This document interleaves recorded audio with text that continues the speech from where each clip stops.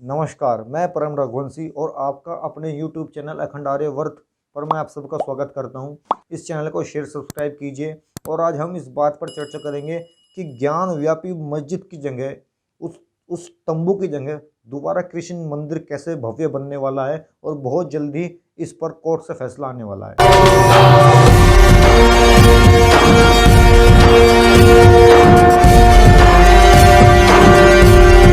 देखिए, हम इस केस की पहले जड़ में जाते हैं, इतिहास का तथ्य निकालते हैं और उसके बाद हम कानूनी रूप से कैसे लड़ेंगे और ये कैसे मस्जिद की जगह उस तंबू को तोड़कर दोबारा कैसे कृष्ण जी का भव्य मंदिर बनने वाला है, इस पर हम चर्चा करेंगे। और ये वीडियो आखिरी तक देखें। मैं बहुत संक्षिप्त में आपको बहुत गहरी डिटेल देने वाला हूँ और यदि कोई आपसे इस बारे में पूछता है तो आप उसके सामने मुंह जुबानी कर सकेंगे और अपनी बात पूरी रख सकेंगे और कानूनी रूप से हम इसको बहुत जल्दी हासिल करने वाले हैं। इसकी मैं आपको पहले ही बहुत बहुत बधाई देना चाहता हूँ। कृष्ण जन्मभूमि का जो स्थान है वो 13.72 एकड़ में है और राजा वीर सिंह बुंडेला जी ने 33 लाख रुपए कब 1618 में लगाए थे, यानी उस समय 33 लाख रुपए लगाए थे। यानी आज तो बहुत अरबों खरबों पैसा बैठता है। उस समय उन्होंने बहुत भव्य कृष्ण जी मंदिर बनवाया था और लगभग उसके 71 साल बाद वहाँ एक सुअर, जिसको आप औरंगजेब के नाम से भी जानते हो, और जो यहाँ पे मेरठ और मुजफ्फरनगर की ज़मीन पे 3 बार पिटने से बचा था और चौथी बार बहुत कैडी तरह पिटा था, फिर वो आया भी नहीं। उस औरंगजेब, उस कटवे ने मथुरा काशी में कैसे गदर मचाया, कैसे खून की नदियाँ भाई। ये बात जदुना सरकार, जो एक पर्शियन राइटर है, जिनकी किताब इंग्लिश में ट्रांसलेट है और जो बीकानेर के अंदर उसकी ओरिजिनल कॉपी रखी है, उसके अंदर लिखी हुई है। तो औरंगजेब ने यहाँ पर नरसंहार मचाना शुरू किया और उसने खूब अपनी मनमानी शुरू की। उसकी आंखों में वो चमकता हुआ मंदिर खटकता था क्योंकि बहुत भव्य था, तो उसने वो मंदिर तोड़ दिया, ध्वस्त कर दिया, जमीन दोस्त कर दिया और ना जाने कितने ब्राह्मण और कितने पंडितों को वहाँ कत्लेआम कर दिए गए। स्त्री से लेकर बच्चे तक नहीं बख्शे गए। फिर 1717 में बैटल ऑफ गोवर्धन में मराठाओं ने उस जमीन पर अपनी विजय पाई, जब मराठा एम्पायर अपने दबदबे पर था। लेकिन गोवर्धन बैटल में जब मराठाओं की जीत हुई, उसके बाद 1803 में जब ईस्ट इंडिया कंपनी का दबदबा पूरे भारत में बन चुका था, तो उसने वो ज़मीन अपने अधिकार में ले ली। ठीक उससे 12 वर्ष बाद लगभग 1815 में राजा पटनीमल जी ने ये ब्रिटिश सरकार से ऑक्शनल में खरीद ली गई और उनके पौत्र ने ये ज़मीन 8 फरवरी 1944 को पंडित मदन मोहन मालवीय जी को सुपुर्द कर दी गई ताकि यहाँ पर भव्य कृष्ण मंदिर बन सके। क्यों कर दी, उन्हें क्यों करी? क्योंकि उस समय के बहुत बड़े क्रांतिकारी थे, बहुत बड़े नेता थे, बनारस हिंदी यूनिवर्सिटी के संस्थापक थे और एक आर्य समाजी व्यक्ति थे जो कि अपने धर्म के मूल बातों को जानते थे और जो तर्कशास्त्र में बहुत ही निपुण व्यक्ति थे। उनका चेहरा उस समय बहुत बड़ा जाना जाता था, बहुत बड़ा नाम था, राजनीतिज्ञ था, क्रांतिकारी थे और बहुत बड़े ज्ञानी व्यक्ति थे। उनको वो दे दी गई। लेकिन दुखद ये रहा, 1946 आज़ादी से 1 वर्ष पहले ही वे मृत्यु को प्राप्त हो गए। यानी कि ये मामला फिर अटक गया, कृष्ण जी मंदिर फिर बनता बनता रह गया। लेकिन इससे पहले हुआ क्या, पौत्र के सुपुर्द करने से पहले हुआ क्या? 1935 में कटमुल्लों ने एक याचिका दायर की कोर्ट में कि यह मस्जिद तो जी कटमुल्लों की है, यहाँ तो मुसलमान नमाज पढ़ते हैं, आप ये मंदिर की। तो लेकिन तथ्यात्मक तौर से ब्रिटिश सरकार के अंतर्गत ये केस भी कटमुल्ले हार गए, मुसलमानों को मुँह की खानी पड़ी। लेकिन जिनको बार बार पिटने की, थूके हुए चाटने की आदत है, वो नहीं सुधरेंगे।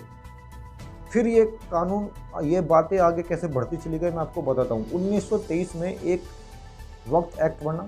ये मुसलमानों की डिस्प्यूट को आपस में सुलझाया करता था, मस्जिद को लेके, ईदगाह को लेके या आपस में किसी कानून या लड़ाई को लेके। उनको एक अपना पर्सनल, जैसे मुस्लिम पर्सनल होता, इसलिए वक्त एक्ट बना कि भैया तुमको छोटा मोटा मसला तुम्हारे चीज़ को लेके हो, अपना इस मसले को आपस में सुलझा लीजिए। और यह बात, इस कानून, कुछ पावर थी उसके पास सिर्फ। लेकिन आपके साथ छल कैसे हुआ? देखिए, वक्त एक्ट को आप हल्के में मत लीजिए, ये कोई छोटी मोटी चीज़ नहीं है। आपने डिफेंस सुना होगा, आपने इंडियन रेलवे सुनी होगी। इंडियन रेलवे के पास न जाने दुनिया भर के कितने स्टेशन हैं, न जाने कितनी कॉलोनी है जहाँ पे उनके आदमी फ्लैट्स में रहते हैं, ना जाने कितने रेलवे मार्ग बिछे हुए हैं हज़ारों हज़ारों किलोमीटर के, उसके बाद भी उनकी ना जाने कितने मालगाड़ी के गोडाउन की ज़मीन है, ये सब रेलवे प्रॉपर्टी के अंदर आ गई। और इससे ज़्यादा प्रॉपर्टी किसी के पास है, वो हमारी एयरफोर्स इंडियन आर्मी के पास है। इसके अंदर एयरफोर्स भी आती है, नेवी भी आती है, इंडियन आर्मी आती है। इसके पास बड़े बड़े लड़ाकू विमान के हवाई अड्डे हैं, बड़े बड़े तोपखाने हैं, बड़े बड़े वे कहने बड़े बड़े एमुनेशंस हैं, बड़े बड़े उनकी छावनी हैं, बड़े बड़े उनके एयरपोर्ट, नेवी शिप्स की बहुत जगह हैं। और अगर भारत में तीसरी सबसे बड़ी प्रॉपर्टी है तो इस कटमुल्य वक्त बोर्ड के पास। जब 1935 में मुसलमानों ने इस भूमि को अपना बताना चाहा और 1946 तक ये केस लड़ा, जब मुसलमान इस केस को हार गए तो लगभग 1944 में राजा पटनीमल के पौत्र ने ये जमीन पंडित मदन मोहन मालवीय जी को सौंप दी थी। लेकिन दुखद ये रहा कि 1946 में उनकी देहांत हो गया और उसके बाद इस भूमि को लड़ने के लिए लीगली तौर पे जो एक ट्रस्ट बना वो बना 21 फरवरी 1951 में श्री कृष्ण जन्मभूमि ट्रस्ट। इसके नाम का एक बहरूपिया ट्रस्ट बना जिसका इस जमीन से कोई लेना देना नहीं था। उसका नाम था श्री कृष्ण जन्म स्थान सेवा संघ। ये बना 1958 में और इसको देखते हुए उस मंदिर की ज़मीन को हड़पने के लिए जो मुसलमानों ने अपना ट्रस्ट मस्जिद ईदगाह 1968 में बना। लेकिन 1991 में एक कानून पास हुआ। उस कानून के तहत जो 1947 से पहले मंदिर मस्जिद को लेकर जितने भी मतभेद है, जितने भी संशोधन है, जितने भी मामले अटके हुए हैं, उनकी बात नहीं उठ सकती। यानी क्योंकि आप जानते हो कि हिंदू ने तो कोई मस्जिद तोड़कर मंदिर नहीं बनाए, लेकिन कई सारे मंदिर टूटकर मस्जिद बनी। तो कांग्रेस की चाल ये थी कि हिंदुओं के खिलाफ थी।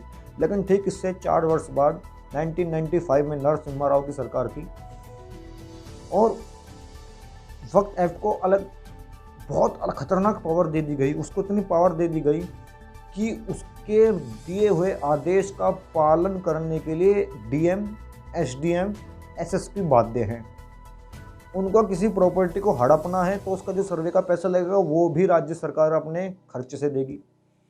और इतना ही नहीं, किसी को नोटिस जारी करने का भी हक वक्फ बोर्ड को नहीं था। यानी कि पहले अगर मैं किसी को प्रॉपर्टी को अपना घोषित करना चाहता हूँ तो मैं उसको नोटिस जारी करूँगा कि इस कानून के तहत या इस धाराओं में प्रॉपर्टी मेरी है या मेरे पास ये दस्तावेज है।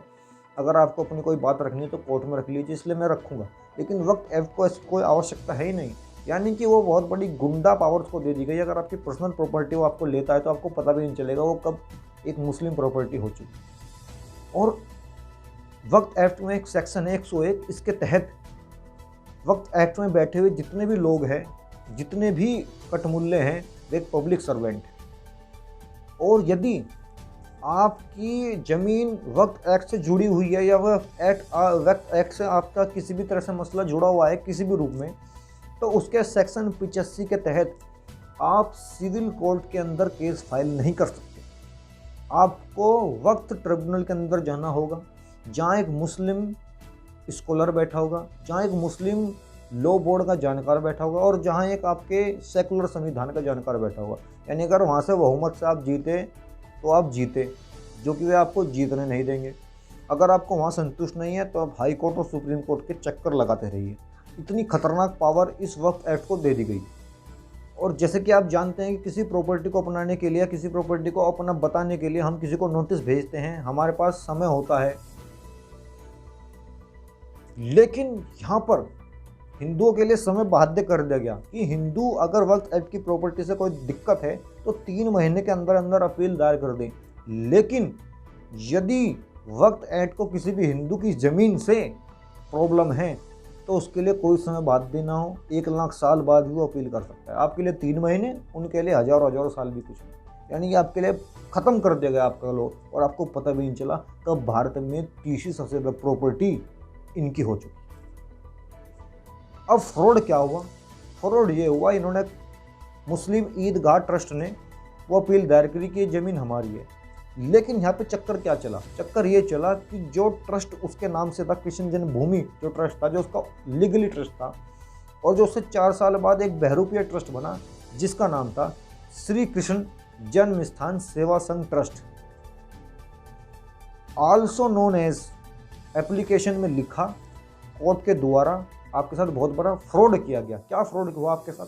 आपके साथ ये फ्रॉड हुआ कि वहाँ पर श्री कृष्ण जन्मभूमि ट्रस्ट तो था नहीं, जिसकी वो ज़मीन है जो कृष्ण जी के लिए लड़ता है, वहाँ लिखा गया श्री कृष्ण जन्म Sthan Seva Sangh trust, also known as Shri Krishna Janmabhoomi trust. ये जमीन कोर्ट को भ्रमित किया गया और आपके ट्रस्ट मस्जिद ईदगाह को समर्पित करता है। यानी कि जिन दो ट्रस्ट का आपस में लेना देना नहीं, और जो फ्रॉड ट्रस्ट बना उस फ्रॉड ट्रस्ट ने मुसलमानों को ये ज़मीन दे दी और इस तरह से वहाँ पर उन्होंने अपनी मस्जिद बना ली। यानी टोटल फ्रॉड आपके साथ हुआ। अगर आप इस कानून पे लड़े तो बहुत जल्दी ही ये सवाल सामने आएगा कि ये फ्रॉड चला कैसे, और उसमें कई लोग फंसेंगे। और उस समय के बहुत बड़े बड़े कांग्रेस के नेता भी थे जो इस ज़मीन को मुसलमानों को देने के लिए सबसे आगे थे। हम सरकार पे बहुत से ज़्यादा दबाव बनाएं, ज़्यादा से ज़्यादा कहें कि जल्दी इस फैसले को लाएं और वहाँ उस झोंपड़ी, उस तंबू को तोड़कर दोबारा जो 1618 में राजा वीर सिंह बुंदेले ने जो भव्य मंदिर बनाया था उससे भी अधिक भव्य मंदिर बनाएं और अपने सनातन धर्म को बचाएं, अपने वैदिक राष्ट्र को बचाएं। और हम सरकार पर अगर अब दबाव नहीं बनाएंगे तो तीसरी सबसे ज़्यादा प्रॉपर्टी तो हो चुकी इन लोगों की, कहीं ऐसा ना हो कल ये आपकी ज़मीन और आपके आर्मी की प्रॉपर्टी भी अपने अंदर निकल जाए। इसलिए हमें सरकार पर सही समय रहते दबाव बनाना है, इलेक्शन से पहले बनाना है, तो काम हमारा सरलता से होगा भी। और इन कटमुल्ला को उनको वही औकात दिखानी है जो उनकी अपनी असलियत औकात है। आज की इस वीडियो में इतना ही।